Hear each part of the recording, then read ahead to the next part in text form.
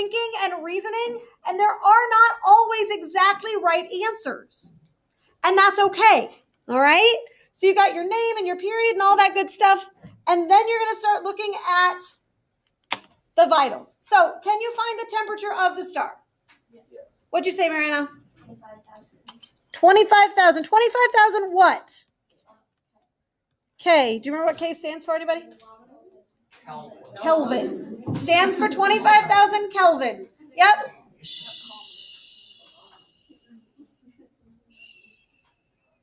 All right. Anybody have issues with the temperature one? No. All right. Ani, you got something. What's up? Luminosity. I love that word, right? Luminosity. What'd you say for the luminosity?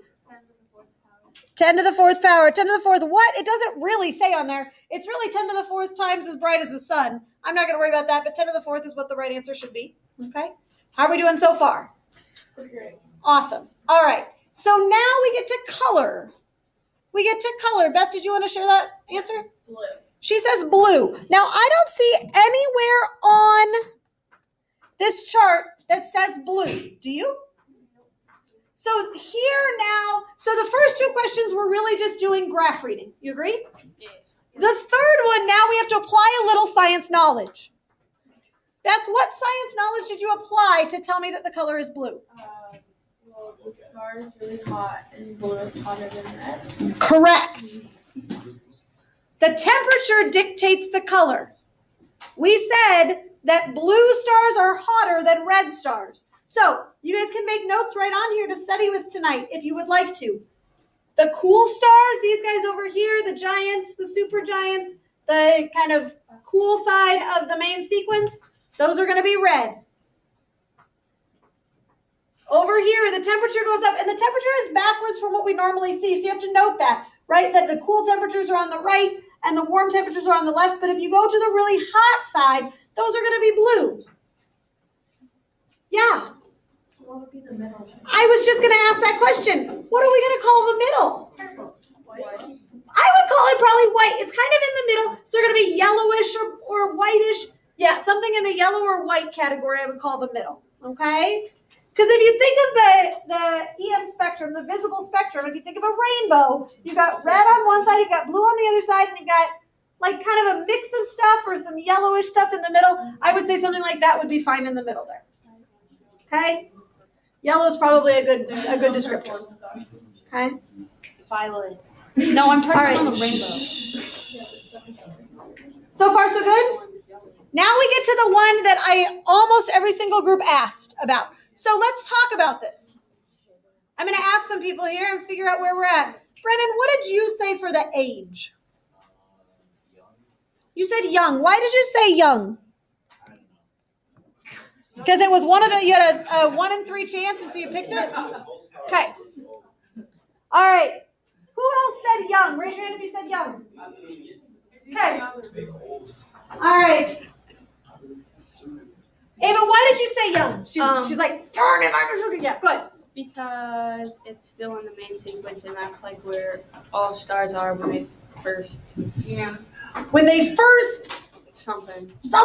What is it? When they first fusion. When nuclear fusion starts, right? The beginning of a star's life as a star is in the main sequence. That seems like a reasonable answer to me.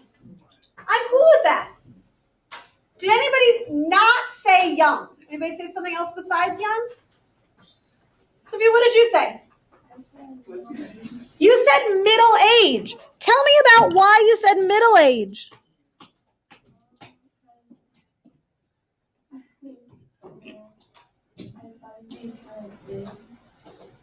Okay. That seems reasonable. Why did you say middle age? I said middle age because we just really don't know like when it started, and so I just kind of went with the middle option. Always answer C, right? Like, is that kind of your thought process? I have a question for you, and then I'll come up. Is that okay? I just want to throw this out here as like a thinker thing. Where do stars spend most of their lifetime? Okay. Oh, I'm sorry, Hannah. You want to say it? Oh. She totally did want to say it too. Most of the stars, or all of the stars, spend most of their life in the main sequence. So, Which of these is the right answer? Old. Young. Well, We don't really know. Go. the X is kind of on the further side of the main sequence. I feel like. But stars don't travel down the main sequence or up the main sequence. They hang out. And so like our sun is here and it will spend its entire life in the main sequence right here. I'm saying it's like shouldn't even drift that way if it would never mind. But yeah, but I appreciate you saying that, right? Because it kind of feels like they should kind of move around the main sequence, but they don't. That's the thing. We do not know. Go. I think what he was saying is it's moving closer to supergiants and giants, not down, like over. Yeah, so it's like moving. Moving this way, like Onto the X is like a on the giant- right side of the It's main cooling sequence. off. moving- Do you have evidence that it was further over to the left though? No, I'm saying that it could be. But it could be, you don't know. Right, or it could have been further that way and it's moving in. I don't know. We don't really know. Because there is no time. There is no time map on this graph. Are you with me there? Okay? You could say young or middle age, and I think that would be fine. Did anybody say old? Yeah, Do you have a reason for saying old? it's old. Does he have a reason for anything? So you're saying like relative to you, Yes. the sun is old. Okay, that's fair. But here's my thing.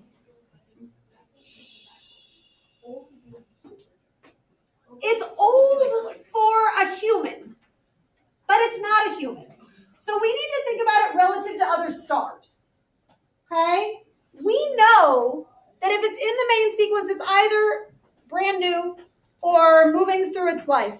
I would say that it is not old if it's in the main sequence. Where are you going to find old stars?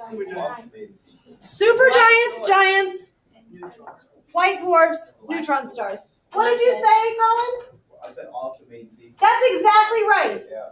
If you see a star that's off the main sequence, you can call it old. Okay? You could also, I think that there is an argument to be made that if you're talking about a supergiant or a giant, that you could call that middle age. I think you could call a supergiant or giant middle age or old, but not young. A white dwarf, what would you call a white dwarf? Old for sure. Okay, is that what you're going to ask? Well, I Or- was gonna say, can you call anything like, but not like. Not a white dwarf. So I would say main sequence or giants, you could call middle age. Okay? Main sequence, you could also call young. Giants and supergiants, you could also call old. White dwarfs are going to be old for sure. Does that make sense? Does that kind of clear up the question that you had? A protostar would not be a star because it hasn't started nuclear fusion yet, right? So that would be like not yet born, right? Yeah. I won't give you a protostar tomorrow. Guarantee. All right.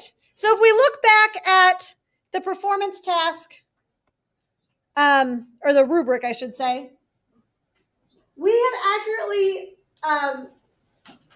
assessed all of the characteristics of the star. We have done five of the 10 points, half of the points right now. Okay? Yeah. It's pretty good, right? So hopefully tomorrow when you sit down to do this, you feel confident that yes, I can do at least half of this thing without working too hard. Hopefully. If not, you know what you need to work on. Oh wait, we need to do the star type too, but we already talked about that. Where is this? Okay, we know that. Good for us. All right. Let's go down here to the prognosis. What is going to happen to the star in its future? Who's got that? I've talked to you guys. Hannah, have I talked to you yet for an answer? I don't think I have. Go. I'm going to supernova and then become a black hole or a neutron star.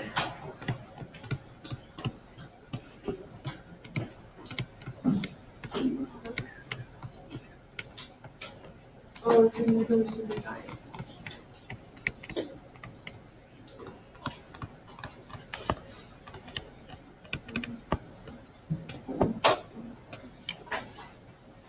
Jackson, does she agree with you? Oh, I wrote it up here too. Supergiant, supernova, black hole, or neutron star? Oh, yeah. Does that sound reasonable? Cool. Does that sound reasonable to people? Yeah. Do we know if it's going to be a black hole or a neutron star? No. No. In this example, I didn't give you enough information. What information would you need to figure out if it's a black hole or a neutron star? I would need to know the actual size, right? What's the cutoff between these two? 3 is the cutoff between these two, right? 3 or more is a black hole.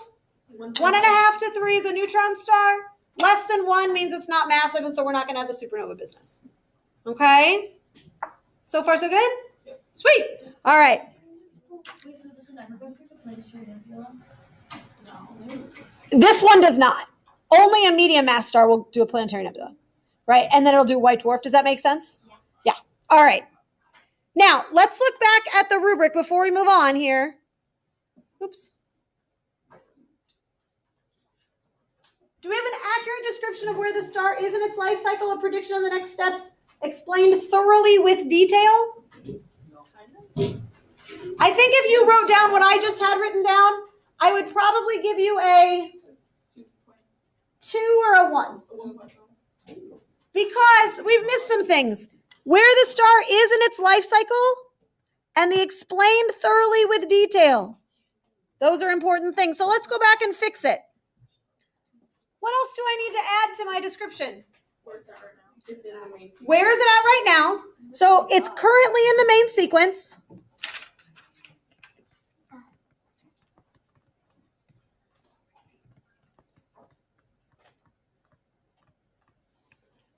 Yep. It will expand. It expands. So you have to give some verbs, right? It's going to expand to become a supergiant. It's going to shed its outer layer. Shed its outer layers as a supernova. It's going to explode, right? And then the inside core will turn to a black hole or a neutron star. There's one more piece of evidence that I think is really important. And that is for me to know that you're not just guessing. Because, ladies and gentlemen, with this process, it's either going to do one path or another, right? Are you with me there? So I think it's also really important for you to say, it's a large mass star. Because the star is a large mass star that is currently in the main sequence, blah, blah, blah, blah, blah, blah, blah, blah. Okay? So it's a large mass star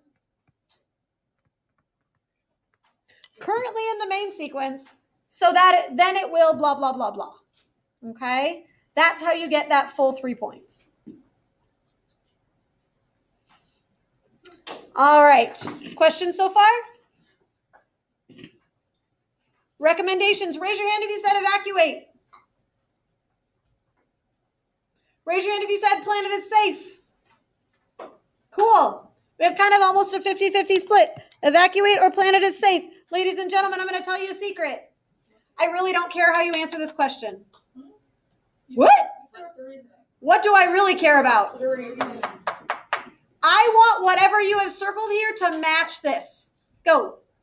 The planet's safe because the star is still really young, and the planet might not even be there by the time it gets to the supernova stage. Yeah. So the star is in the main sequence, right?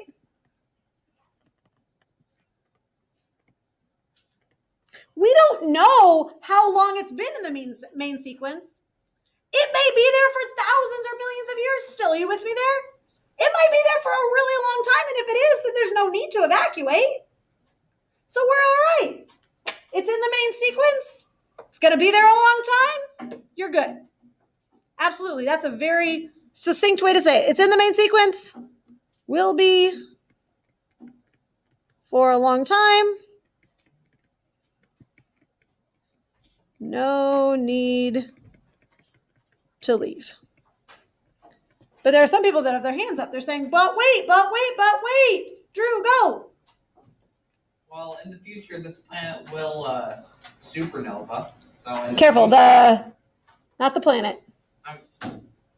I know that you meant. Star. There you go. Yep.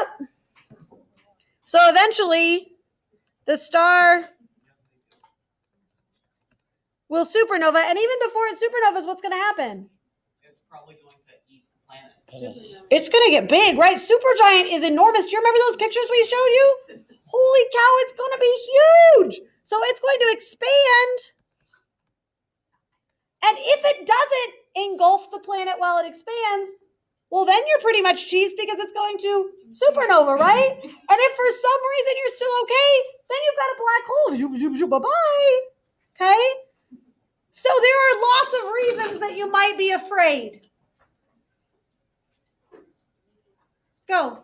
It's gonna take like thousands to millions of years before like supernovas, so you have the time. But it depends on where that planet is too, right? If it's like Mercury, you're going to get eaten up pretty fast during that expansion. I'm not saying there's one right answer.